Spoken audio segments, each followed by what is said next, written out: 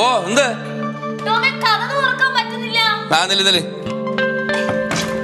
ഒരു മിനിറ്റ് അടി നോക്കട്ട്. ഇവിടെ തുറക്കാൻ പറ്റില്ല, അവിടെ തുറക്കാൻ പറ്റില്ലേ? ആ ടെൻഷൻ അടിക്കണ്ട, നോക്കട്ടെ നോക്കട്ടെ. എന്താടാ മമ്മി അത് ഈ കഥ തുറക്കാൻ പറ്റില്ല, ജെസി അകത്തായി പോയി. അയ്യോ അമർത്തി പിടിച്ച് തുറക്കടി. ഇല്ല മമ്മി നോക്കി പറ്റുന്നില്ല. ടെൻഷൻ അടിക്കുന്ന ഒരു കാര്യം ചെയ്യാം, ഞാൻ പോയിട്ട് ഒരു കാർപ്പൻറ്ററെ വിളിച്ചിട്ടോ. എന്തുണ്ട് സാറേ കാർപ്പൻറ്റർ? ഇത് ലോക്ക് സ്റ്റക്കായി പോയെന്ന്. അത് ഈ മുകുന്ന് ശരിയാക്കാം. ചേച്ചി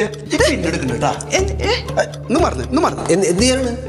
പരിപാടിന്റെ നൈസായിട്ടൊരു പരിപാടി കാണിച്ചുതരാം. എന്ത് ചെയ്യാമോണ് സാറൊന്നും പറഞ്ഞു ചീത്തയാക്കരുത്. എന്തുട്ട് വർത്താനം സാറ് പറഞ്ഞു. സാറൊന്നും ഇങ്ങോട്ട് നീങ്ങുന്നേ ഉള്ളിലേക്ക് കയറ്റിട്ട് ഒരു ചെറിയ കിക്കിലാക്കുന്ന പരിപാടി ഉള്ളത്. അല്ല ഇനി അതുകൂടെ അവിടെ പൊട്ടിച്ച് വെക്കല്ലേ? തുറന്നല്ല, ഇതെങ്ങനെ തുറന്നു? മുകുന്ദൻ സ്ലൈഡ് വെച്ചിട്ട് തുറന്നത്. ഒരു പ്രത്യേക നേക്കിൽ തുറന്നത്. എന്താ എന്തേ ചേച്ചി എന്താ പണിട്ടാ? കൊള്ളാല്ലേ?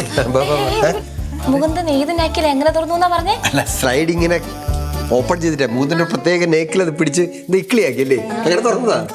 മമ്മി ഞാൻ ഒരു കാര്യം പറയാം. അയാളെ കണ്ടപ്പോൾ മുതൽ ഞാൻ എവിടെയോ അയാളെ കണ്ടിട്ടുണ്ട്. പക്ഷെ എനിക്കിട്ട് എക്സാക്റ്റ് എന്താ കാര്യം ഓർമ്മ വരുന്നില്ല. പക്ഷെ ഞാൻ അയാളെ കണ്ടിട്ടാണ്, എനിക്ക് ഉറപ്പാണ്. അതെടി വെച്ച് എനിക്കും തോന്നി. ചിലപ്പോ സംശയം അല്ല എന്താ ഇവിടെ നടക്കണേ? സത്യം പറ. പറഞ്ഞ ഇത്രയ്ക്ക് വിശ്വാസമല്ലേ നിങ്ങൾക്ക്? ഇല്ല ഇല്ല മനസ്സിലായില്ല, പറ. എന്നാ പിന്നെ ഉള്ള കാര്യം ഞാൻ പറഞ്ഞുതരാം.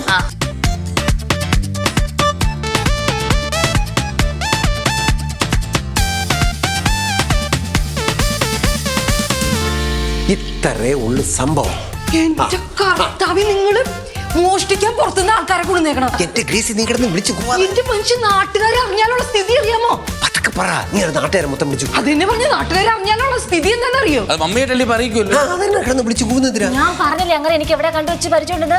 മമ്മി പണ്ട് എന്റെ മമ്മിയുടെ മാല അടിച്ച് മാറ്റിയത് ഇയാളെ എന്റെ പപ്പ പോലീസിൽ പിടിച്ചിട്ടുണ്ട്.